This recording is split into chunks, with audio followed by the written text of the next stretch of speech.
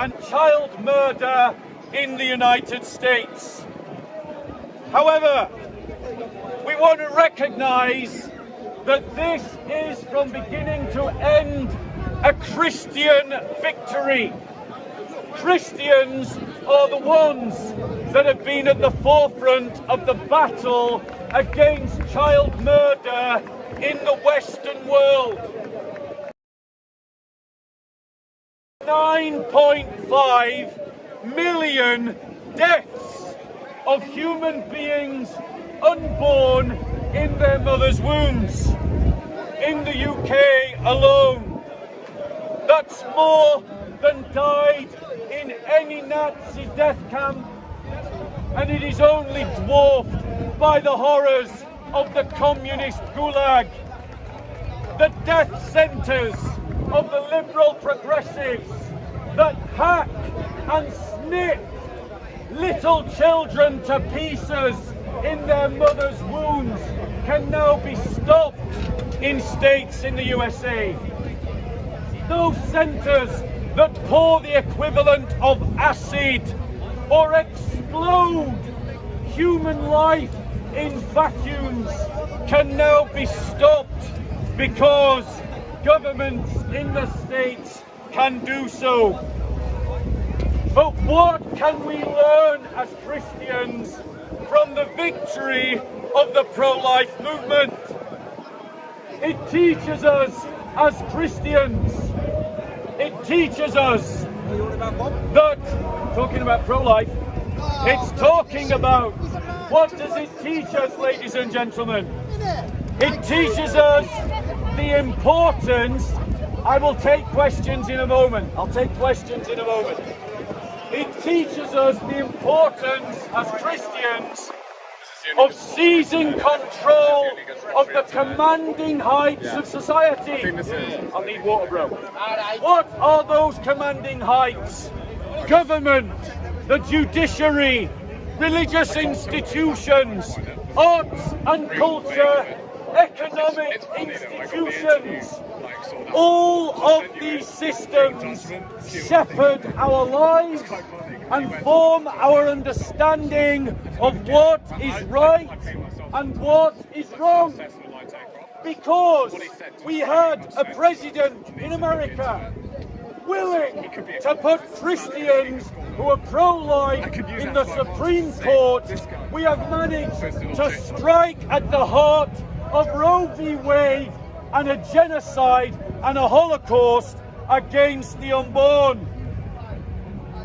It shows that if Christians become political, and if Christians in politics work with Christians in the judiciary, and work with Christians in economic systems, and legal systems, and cultural forums, that we can build a mass movement that shepherds society away from injustice, away from sin, and towards virtue and righteousness.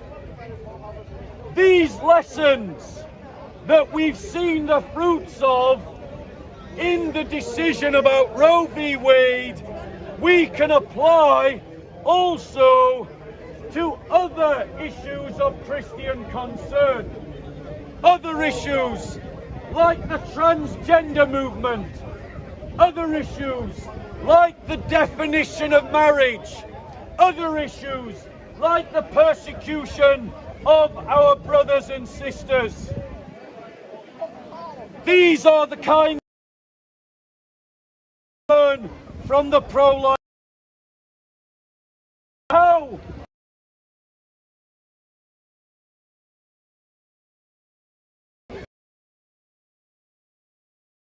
in the legal system and so on. But make no mistake, ladies and gentlemen, what you are about to see in America is the hypocrisy of progressives. Note their violence against churches now. Note their violence against Christian pregnancy council centres in the USA. These same virtue-signalling hypocrites who lecture us about tolerance, who lecture us about diversity, who lecture us about inclusion and equality, will this very Sunday be interrupting the Catholic Mass. This very week will firebomb Christian charities, because these progressives are hypocrites. Christians, do not be afraid of the militancy of the left. Stand up to defend your churches. Stand up to defend our pregnancy centres and our charities. Stand up to defend our belief system and our community. There is nothing in the Christian faith that teaches us to be doormats and to be bullied by progressive militants. So, ladies and gentlemen, are there any questions before I move on? Any questions, ladies and gentlemen? I mean, one person from the group was over here. Okay. Last test. Any questions on the topic? Takes one person as well. Okay, I'm going to move on.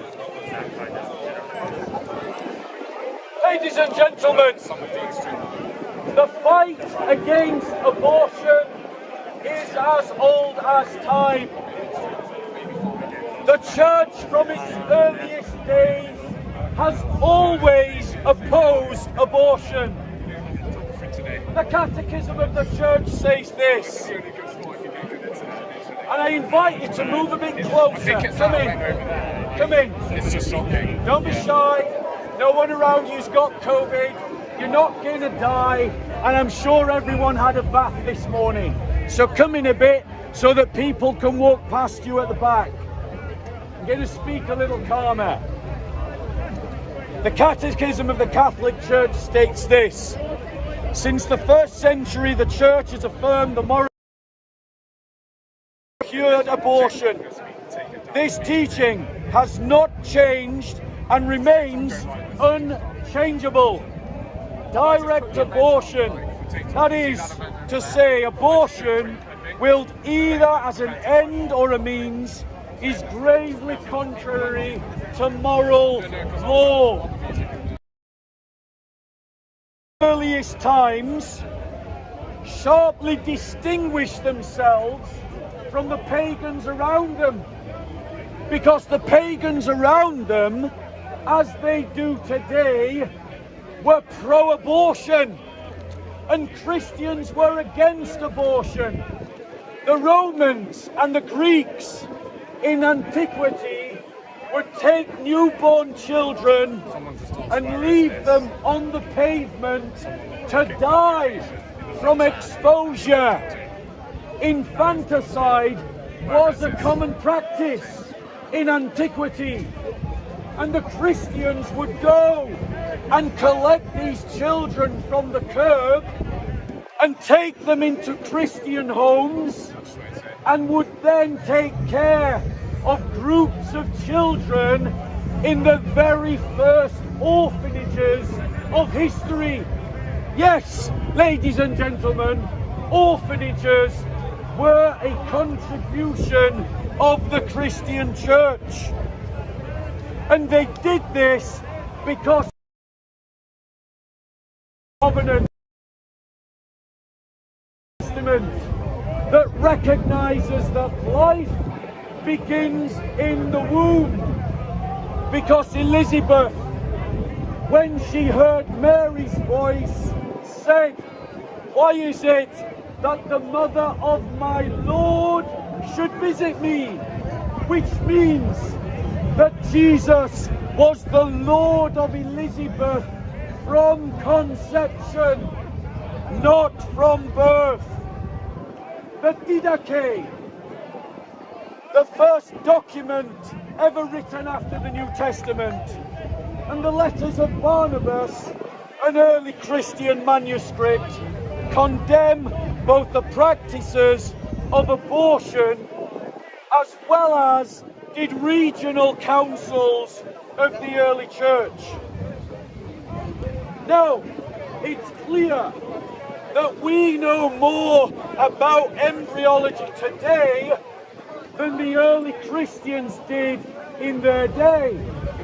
But it is also clear that the church had an unmistaken pro-life position from its very birth and has done since then to the day. One of my videos on TikTok is The early Greeks believed nearly 60 that the pounds. soul was given at This the one point got to 4 million views, after it was like conception. 7.3 million on this one. But we Christians never Then a million on believed this one that as well. this justified Remember the abortion. orange book and the TUC protests? They The crashed. 5th That got century million views.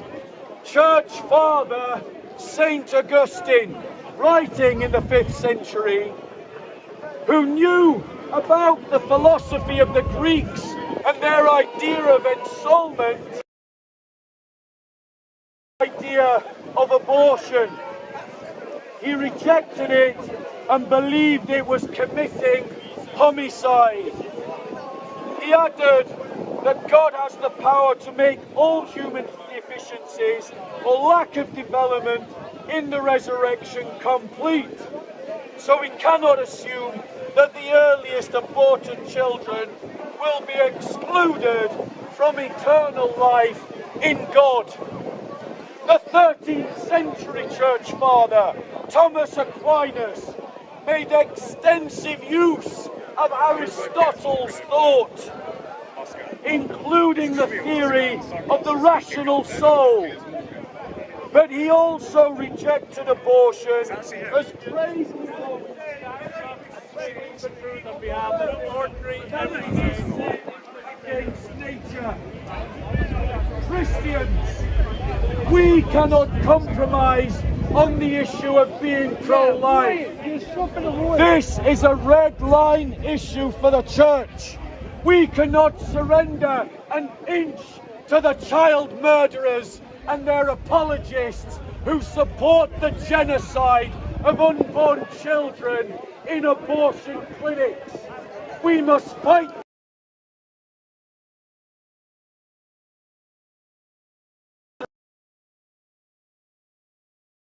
We must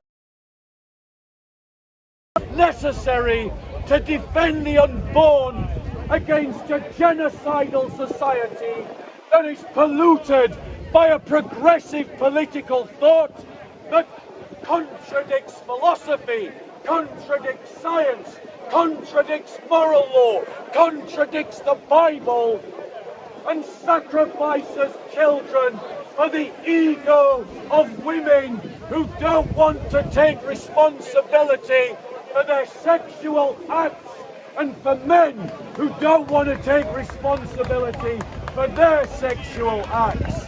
Any questions? Go on. In the case of the woman who's in a marriage, she's healthy, the baby's healthy, she wants to have the child, and she has the choice of her own life and the life of her child. In case she was to become pregnant, she would die, or her child would live. What does the church say about the choice of who should live?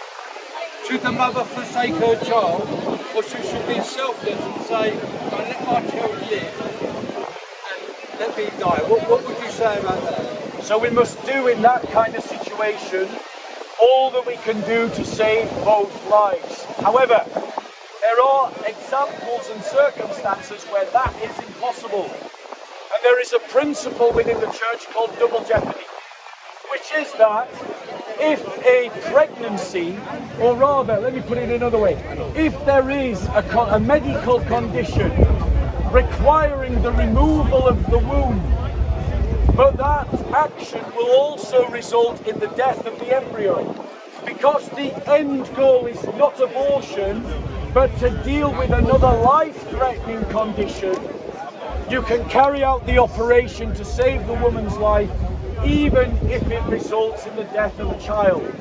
So there is an exception. But let's be clear. No, let's be clear.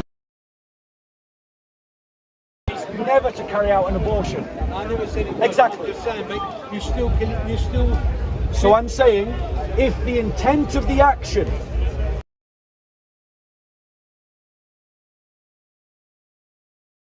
an abortion, JC, there's no need to move the camera. One second, sir. Someone.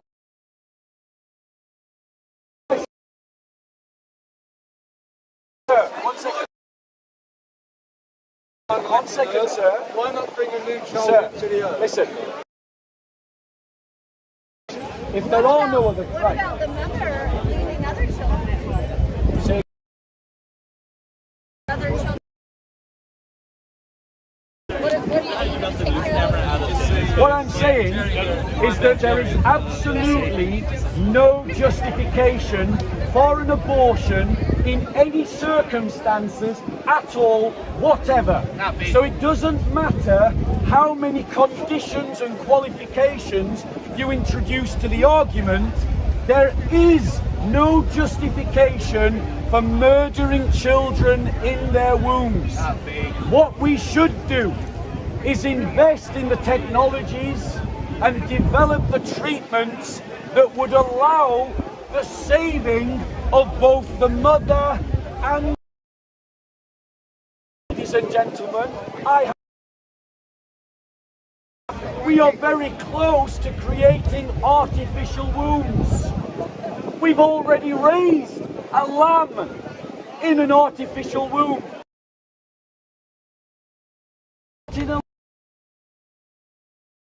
We come at where we are forced to choose. Let me finish. And then Have you bred yet? The child yet? God want you to. forced. Any other questions? Right, do you want to come back with a question? Have you bred yet? Have you had children yet? Any other? Do you distinguish?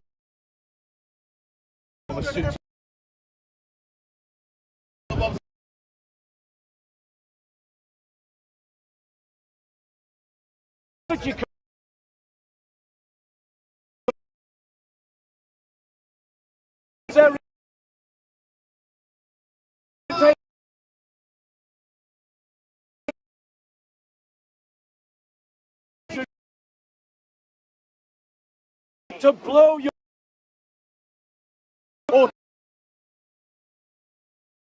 abortion is an act of violence from start to beginning. In the is one issue that never gets. We not sponsor